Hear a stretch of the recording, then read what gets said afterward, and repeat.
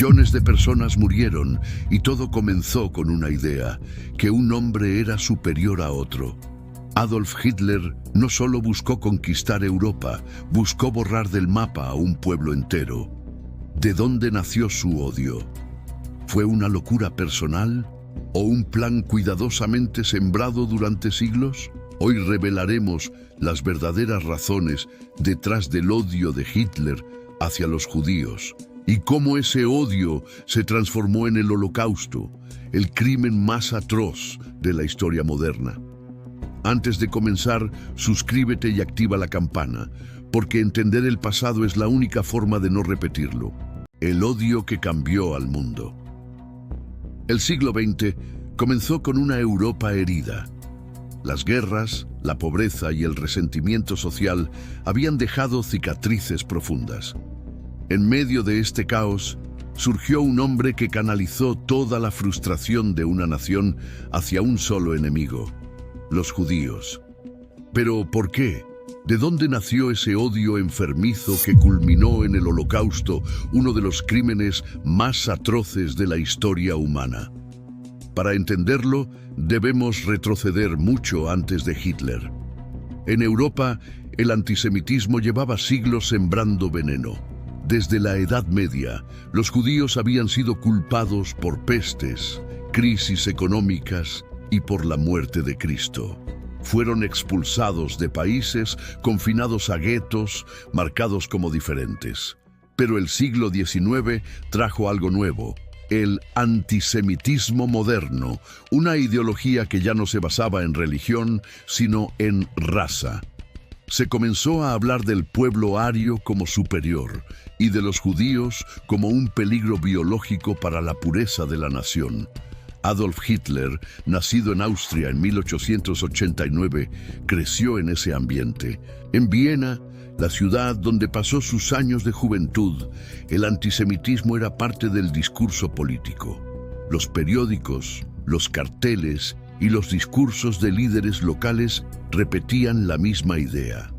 Los judíos dominaban la banca, la prensa, el arte y la política. Hitler absorbió esas teorías como una esponja. Frustrado, sin familia y rechazado por la Academia de Bellas Artes, comenzó a buscar culpables de su miseria y los encontró en los judíos. La Primera Guerra Mundial fue el punto de quiebre. Alemania, derrotada y humillada por el Tratado de Versalles, quedó sumida en la ruina. Millones de soldados volvieron a casa sin esperanza y la economía colapsó. En ese ambiente de desesperación, Hitler encontró su propósito. Se unió a pequeños grupos nacionalistas y empezó a hablar con fervor de una Alemania traicionada desde adentro. ¿Quiénes eran los traidores? Los enemigos internos, comunistas, liberales y sobre todo los judíos. Su discurso se mezclaba con teorías conspirativas que circulaban por toda Europa, como los protocolos de los sabios de Sion, un texto falso que supuestamente revelaba un plan judío para dominar el mundo. Hitler lo creyó. En su mente, los judíos no eran solo una religión, sino una amenaza racial y política que debía ser eliminada. En 1923, tras un intento fallido de golpe de Estado, Hitler fue encarcelado. Allí escribió Mein Kampf, Mi lucha, un libro que se convertiría en su manifiesto ideológico. En sus páginas dejó plasmado su odio absoluto. El judío es el parásito del mundo, escribió. Para él, eliminar a los judíos no era crueldad, sino una misión sagrada para salvar a la humanidad. Era el comienzo de una pesadilla. Cuando salió de prisión, el mundo ya estaba listo para escucharlo. La crisis económica de 1929 azotó a Alemania con más fuerza que nunca. Millones de desempleados, hambre, desesperanza y un hombre que prometía devolver el orgullo. Hitler usó ese dolor como combustible. Su mensaje era simple: Alemania no cayó por la guerra, sino por los judíos. Ese mensaje encendió una llama. Multitudes comenzaron a escucharlo, convencidas de que el enemigo estaba entre ellos. Hitler no solo los manipuló con palabras, Les dio algo más poderoso, un culpable al que odiar. Y así, un odio ancestral se transformó en política de Estado. Al final de esta primera parte queda una pregunta que marcará el destino de millones. ¿Cómo logró un solo hombre convencer a toda una nación de que el exterminio era una solución? Cuando Adolf Hitler salió de prisión en 1924, Alemania estaba al borde del colapso. Las calles estaban llenas de desempleados, los niños morían de hambre y el pueblo, humillado tras la Primera Guerra Mundial, buscaba respuestas. Hitler las tenía, o al menos eso les hizo creer. En sus discursos prometía devolver el orgullo perdido, reconstruir la nación y expulsar a los culpables. Y repetía una y otra vez quiénes eran esos culpables: los judíos. Su habilidad oratoria era su arma más poderosa. No hablaba con datos, sino con emociones. Gritaba, gesticulaba, lloraba ante las multitudes. Y el pueblo, cansado de políticos débiles, comenzó a verlo como un mesías. Alemania primero, limpieza nacional, unidad del pueblo ario. Eran frases que encendían el corazón de millones. Poco a poco, el Partido Nacional Socialista, o Partido Nazi, comenzó a crecer como una sombra sobre la República de Weimar. Hitler entendió que el odio podía organizarse. Su estrategia no fue solo política, sino psicológica. Utilizó símbolos, uniformes, marchas, banderas y desfiles para transformar su movimiento en una religión nacional. La esvástica se convirtió en un nuevo ídolo. La propaganda nazi, dirigida por Joseph Goebbels, comenzó a llenar los periódicos, el cine y la radio con mensajes raciales. Los judíos eran retratados como corruptores de la moral, usureros, enemigos del trabajo alemán. Y la gente lo creyó. En los cafés, en las escuelas y hasta en los púlpitos, la idea de que el judío era un enemigo invisible comenzó a aparecer una verdad incuestionable. Los prejuicios de siglos se convirtieron en parte del discurso nacional. En 1933, Hitler fue nombrado canciller de Alemania. Había ganado el poder por medios democráticos, pero ese mismo año comenzó a destruir la democracia. Prohibió los demás partidos, censuró la prensa y convirtió a Alemania en un régimen totalitario. Las promesas de prosperidad se cumplieron parcialmente. El desempleo bajó, la industria se reactivó y muchos alemanes creyeron que por fin tenían un líder fuerte. Pero detrás de esa aparente estabilidad, el veneno del antisemitismo se hacía más profundo. Se crearon las primeras leyes raciales, las llamadas Leyes de Nuremberg, 1935, que prohibían los matrimonios entre judíos y alemanes y despojaban a los judíos de la ciudadanía. Ya no eran personas con derechos, sino extranjeros en su propia tierra. Sus negocios fueron boicoteados, sus hijos expulsados de las escuelas, sus nombres tachados de los registros públicos. Era una limpieza silenciosa. La propaganda nazi los comparaba con ratas, virus o plagas. En los periódicos se hablaba del problema judío, como si se tratara de una enfermedad. La ciencia, corrompida por el régimen, comenzó a justificar el racismo con falsos estudios sobre sangre pura. Y así, millones de alemanes comunes, vecinos, maestros y médicos comenzaron a creer sinceramente que estaban defendiendo a su nación. Lo más inquietante es que el odio no se impuso solo por el miedo. Fue aceptado por muchos con entusiasmo. La maquinaria nazi supo disfrazar el mal como patriotismo. Cuando los judíos comenzaron a ser expulsados de sus trabajos, muchos alemanes vieron una oportunidad de ascenso. Cuando fueron llevados a guetos, algunos pensaron que era justo. El egoísmo y el silencio se convirtieron en aliados del crimen. En 1938, un suceso marcó el punto de no retorno. La noche de los cristales rotos, Kristallnacht, Miles de sinagogas fueron incendiadas, los escaparates de tiendas judías destrozados, hombres, mujeres y niños golpeados en plena calle. El suelo de Alemania se cubrió de fragmentos de vidrio y de vergüenza. Fue el preludio del genocidio. Hitler ya no necesitaba convencer. Había transformado el odio en ley, la crueldad en costumbre y la violencia en deber. Su visión racista del mundo se extendió como fuego. La idea de una Alemania pura estaba en marcha y el destino del pueblo judío sellado.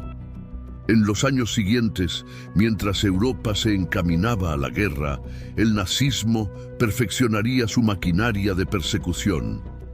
Los campos de concentración comenzarían a llenarse. El siguiente paso sería el exterminio sistemático.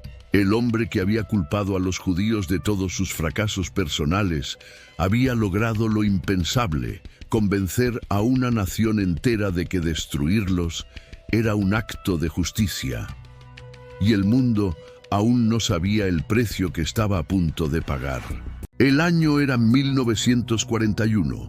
Europa ardía bajo las botas del ejército alemán.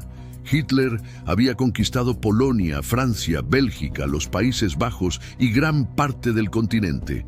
En cada ciudad ocupada ondeaban banderas con la esvástica y las calles resonaban con gritos de Heil Hitler. Pero detrás de la aparente gloria militar se gestaba el capítulo más oscuro de la historia humana. Los campos de concentración, que al inicio se habían creado para prisioneros políticos y disidentes, comenzaron a transformarse en centros de exterminio. Lo que antes era represión, pronto se convertiría en genocidio. En lo más profundo del Tercer Reich, los altos mandos nazis comenzaron a hablar abiertamente de la solución final al problema judío. Fue un eufemismo macabro. Solución final significaba aniquilación total, no deportación, no expulsión, muerte, fría, planificada, industrializada. En enero de 1942, en una elegante mansión junto al lago Wannsee, en Berlín, se celebró una reunión secreta. A esa mesa se sentaron altos oficiales de las SS, ministros y burócratas del régimen. En apenas 90 minutos decidieron el destino de millones de personas. Allí se organizó el exterminio sistemático de los judíos de Europa. Los nombres, las cifras, las rutas de transporte, los métodos de asesinato, todo fue planificado con la precisión de una fábrica. Así nació la maquinaria del Holocausto. Los trenes comenzaron a llenarse. No eran trenes de pasajeros, sino de carga, diseñados para animales. Pero ahora llevaban hombres, mujeres y niños. Nadie sabía a dónde iban. Algunos pensaban que serían reasentados, otros que los enviarían a trabajar. Pero al llegar a su destino, la verdad los golpeaba con el olor a humo y silencio. Auschwitz, Treblinka, Sobibor, Majdanek, Belzec, Chelmno. Nombres que el mundo jamás podrá olvidar. Lugares donde la muerte dejó de ser un acto y se volvió un proceso. Los prisioneros eran registrados, despojados de su ropa, marcados con números y enviados a duchas, que no eran duchas, sino cámaras de gas. Después, los cuerpos eran quemados en hornos industriales. Hasta las cenizas eran contadas. Las SS lo llamaban eficiencia. La historia lo llamaría barbarie. El Holocausto no fue solo una locura individual, fue una red organizada de odio, en la que participaron soldados, ingenieros, médicos y hasta contadores. Empresas alemanas fabricaron los productos químicos para las cámaras de gas. Ingenieros diseñaron trenes más rápidos para transportar prisioneros. Médicos realizaron experimentos crueles en niños, buscando comprobar teorías raciales. Todo en nombre del Reich. Lo más escalofriante no fue solo la magnitud de la muerte, sino la normalidad con que se llevó a cabo. En los campos, los guardias comían, reían, jugaban con sus hijos y luego volvían a trabajar, sabiendo que su labor consistía en matar. Era el mal convertido en rutina. Entre 1941 y 1945, más de 6 millones de judíos fueron asesinados. Hombres ancianos, mujeres embarazadas, bebés recién nacidos. Ninguno fue considerado humano. Hitler había cumplido su promesa, borrar del mapa a un pueblo entero. Pero su odio no se detuvo allí. También fueron perseguidos gitanos, comunistas, homosexuales, testigos de Jehová, discapacitados y disidentes políticos. Cualquier vida considerada imperfecta debía ser eliminada. A medida que la guerra avanzaba y las derrotas comenzaban a llegar, el exterminio se aceleró. Los nazis sabían que el tiempo se acababa y querían destruirlo todo antes de caer. Las pruebas, los documentos, los campos, todo debía desaparecer.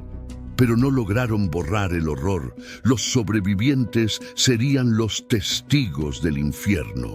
Cuando los aliados liberaron los campos en 1945, encontraron montañas de cuerpos, hornos aún calientes y el olor insoportable de la muerte. Soldados endurecidos por la guerra rompieron en llanto al ver lo que el hombre había sido capaz de hacer.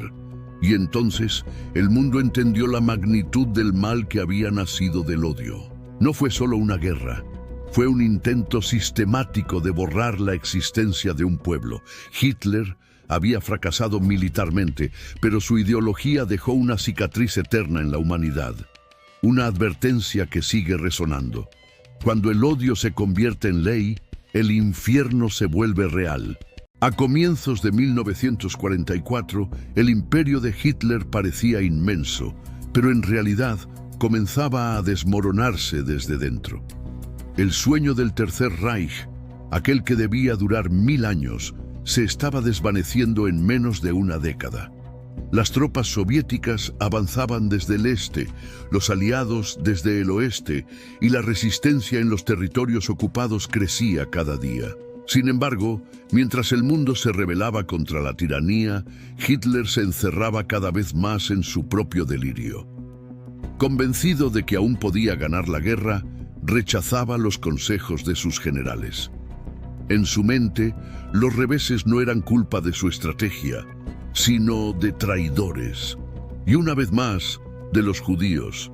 Incluso cuando Alemania se desmoronaba, su obsesión con ellos seguía intacta. Ordenó que los trenes con prisioneros no se detuvieran, que los campos de exterminio siguieran funcionando hasta el último momento. Ni siquiera la inminente derrota detuvo el genocidio.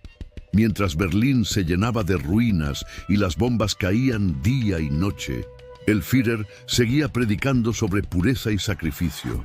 Sus discursos se habían vuelto caóticos, casi místicos. Hablaba del destino de Alemania como si fuera una batalla entre dioses y demonios. Creía que el pueblo alemán debía ser purificado por el fuego y que, si fracasaban, no merecían sobrevivir. Había pasado de ser un líder político a un profeta del desastre. En 1945, los aliados descubrieron la magnitud del horror. A medida que liberaban los campos de concentración, los soldados se enfrentaban a una escena inimaginable: cuerpos apilados como montañas, hornos todavía encendidos, niños con la mirada vacía, sobrevivientes que apenas podían caminar. Las imágenes recorrieron el mundo. La humanidad entera se estremeció. Lo que los nazis habían intentado ocultar ahora era imposible de negar. Los juicios de Nuremberg revelarían después la estructura del exterminio, los nombres de los responsables y los crímenes cometidos en nombre del Reich. Pero en aquel momento, el objetivo principal era poner fin a la guerra y atrapar a Hitler. El 30 de abril de 1945, mientras el ejército soviético avanzaba por las calles de Berlín, Adolf Hitler se refugió en un búnker subterráneo. Allí, rodeado de unos pocos seguidores, dictó su testamento político. En él no pidió perdón ni mostró remordimiento. En cambio, culpó al pueblo alemán por haberlo traicionado y a los judíos por la derrota. Su odio fue su última palabra. Poco después se suicidó junto a Eva Braun. Afuera el Tercer Reich se derrumbaba, pero el fin de Hitler no fue el fin del dolor. Alemania quedó en ruinas, millones de muertos, ciudades enteras destruidas y un legado de culpa que pesaría por generaciones. Los campos fueron abiertos, los sobrevivientes contaron sus historias y el mundo vio con horror la magnitud de lo que había ocurrido. El mito del gran líder se derrumbó como un castillo de arena. Aquel hombre que había prometido grandeza dejó solo destrucción. La pureza racial que tanto predicó se reveló como una ilusión monstruosa. Y su sueño de poder absoluto terminó en un búnker oscuro, con el eco de una pistola marcando el final del terror.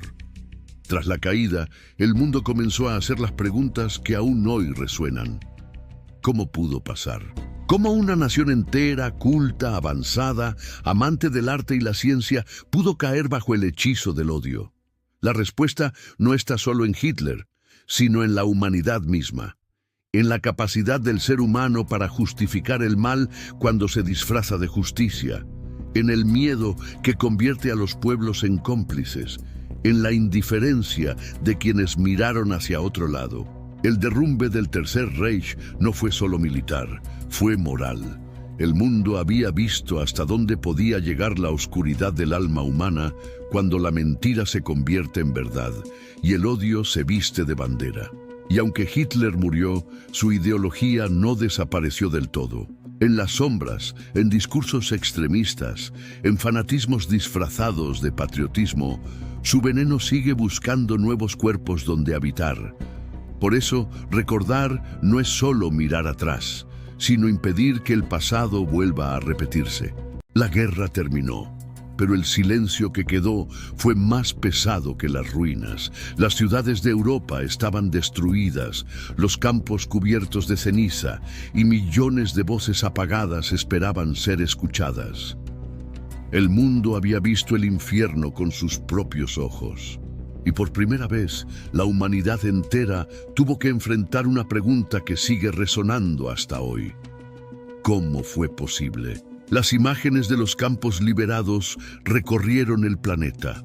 Hombres que parecían sombras, esqueletos con vida, miraban a las cámaras con una mezcla de miedo y esperanza. Eran los sobrevivientes. Algunos no podían hablar. Otros solo repetían los nombres de sus familias perdidas. Auschwitz, Dachau, Bergen-Belsen, Treblinka, nombres que se convirtieron en advertencias, en heridas abiertas que el tiempo no ha cerrado. El mundo prometió no olvidar.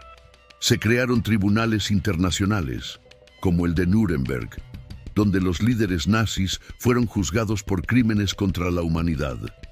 Muchos fueron condenados a muerte, otros a prisión, pero ningún castigo fue suficiente para reparar lo irreparable. Porque el Holocausto no solo mató personas, intentó matar la memoria, la dignidad y la fe en el ser humano. Israel nació poco después, como refugio para un pueblo que había perdido a casi todos sus hijos. Millones de judíos emigraron, llevando consigo el peso del recuerdo. En las décadas siguientes, sobrevivientes escribieron libros, dieron conferencias, mostraron sus tatuajes, contaron lo que vieron, no para buscar venganza, sino para advertir al mundo, esto puede volver a pasar. Y sin embargo, la historia volvió a estremecerse. Nuevos genocidios ocurrieron en Ruanda, Bosnia, Camboya. El odio, disfrazado de ideología o religión, regresó con otros nombres. Parecía que la humanidad había olvidado la lección más dura del siglo XX, que el mal no comienza con armas, sino con palabras.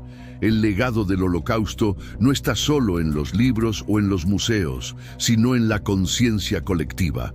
Nos recuerda lo frágil que es la línea entre civilización y barbarie, entre el discurso y el crimen. Hitler no comenzó con cámaras de gas. Comenzó con un discurso, con frases cargadas de miedo, con mentiras repetidas hasta parecer verdades.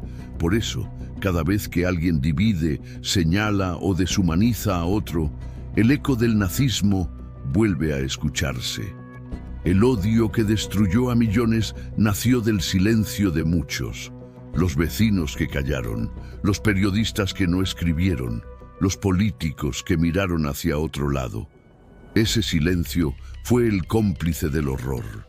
Por eso, el verdadero nunca más no significa solo recordar, sino actuar. Significa levantar la voz cuando el prejuicio aparece, defender al diferente y no permitir que el miedo se vuelva ideología. Hoy, casi un siglo después, el Holocausto sigue siendo una herida abierta, una advertencia que no se debe ignorar. Cada año, el 27 de enero, el mundo conmemora el Día Internacional de las Víctimas del Holocausto, no solo para llorar a los muertos, sino para recordar a los vivos lo que puede pasar cuando el odio se normaliza.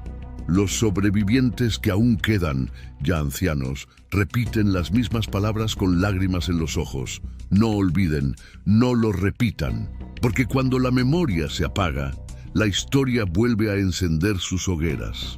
El Holocausto fue más que una tragedia. Fue un espejo oscuro donde la humanidad vio su propio rostro. Nos mostró lo que somos capaces de hacer y también lo que debemos evitar ser.